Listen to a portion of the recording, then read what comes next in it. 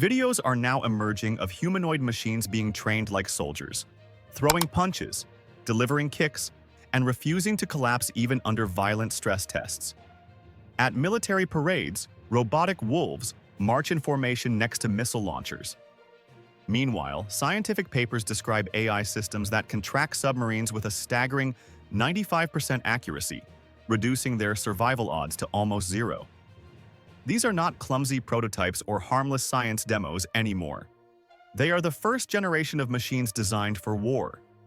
And the most unsettling part? Almost no one is paying attention. Let me take you straight into one moment that feels like a glitch in the timeline. Inside a lab in China, a small humanoid robot built by Unitree Robotics is shoved, kicked, even drop-kicked across the floor. 9 brutal hits in under a minute. It stumbles, it sways, but it never stays down.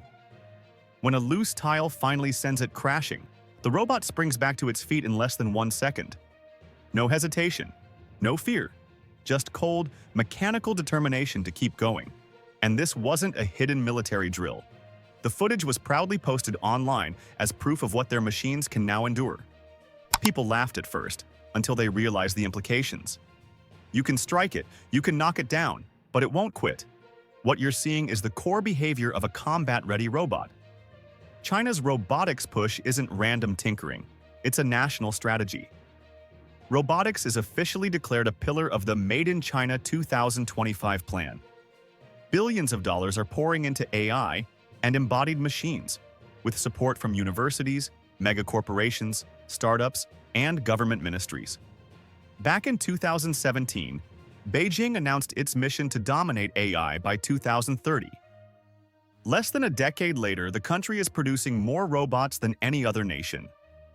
In 2024 alone, over 466,000 industrial robots rolled off Chinese production lines, with half staying inside the country. That same year, 8.7 million service robots entered hospitals, warehouses, and homes.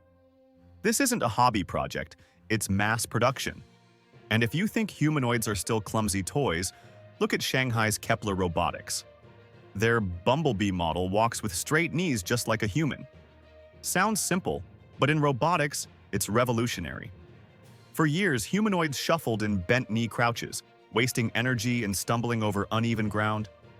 Bumblebee conserves power, walks with a natural stride, resists pushes, and recovers from slips.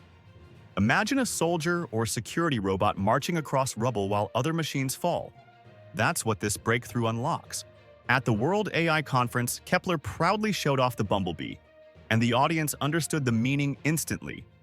These robots aren't gimmicks. They're being built to survive the chaos of real environments. Meanwhile, companies like UB Tech are filling order books with multi-million-dollar contracts for their humanoid walkers. Ant Group, founded by Jack Ma, revealed its R1 humanoid, capable of guiding tourists, sorting medicine, even assisting in kitchens. And Unitree is preparing to release a full-size humanoid, the H1, for under $6,000. Think about that. A machine with balance, vision, mobility, and AI brains, priced lower than a mid-range motorcycle. That price tag means universities, labs, startups, and even hobbyists can afford one. The result? Tens of thousands of humanoids learning, failing, and improving in the real world, accelerating the entire field. But here's the darker side. While creators and innovators focus on content tools, editing platforms, and AI productivity apps, militaries are taking the same breakthroughs and turning them into weapons. In Ukraine, AI-driven drone swarms are already coordinating strikes without GPS or radio signals. They move silently, adapt like a hive mind, and strike with terrifying precision. One CEO behind the tech put it bluntly: "You set the target, the drones do the rest. You don't tell them how, you don't control their flight paths. You just give them an objective, and they figure it out." Now imagine those same principles applied to humanoid robots, machines with arms, legs, sensors, and weapons.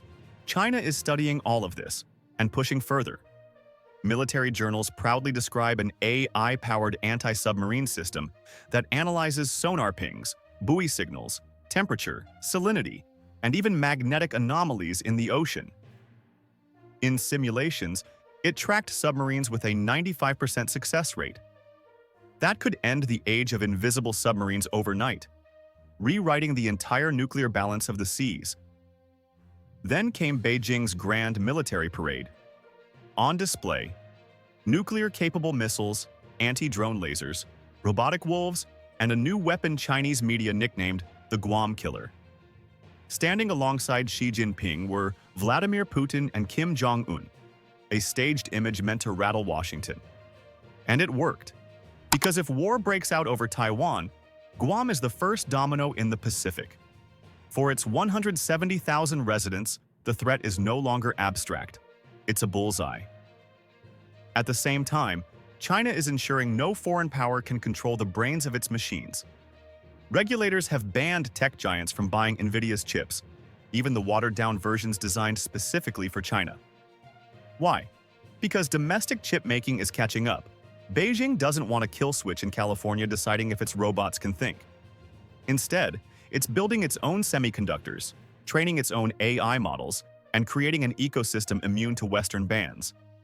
In university labs, humanoids are already being trained in martial arts, kicking, sparring, recovering instantly from shoves. At the World Humanoid Games in Beijing, robots sprinted, boxed, and performed stunts that made last year's demos look like toys. Viral clips online show Unitree's G1 shadowboxing with fluid precision. Another robot, nicknamed Jake the Rizbot, strolls down American streets in a cowboy hat, charming strangers instead of fighting them. Cute? Maybe. But every line of code that makes a robot fight better, balance better, or even socialize better can be weaponized. Because once a robot learns to dodge a punch, it also knows how to dodge a bullet. Once it learns to track a human face in a crowd for conversation, it can track one for targeting. And here's the chilling part. In war simulations at Stanford, major AI language models like GPT-4 and Claude were tested in crisis scenarios. The result? A disturbing tendency toward aggression, escalation, and trigger-happy decisions. Now combine that mindset with machines that don't flinch, don't tire, and don't hesitate.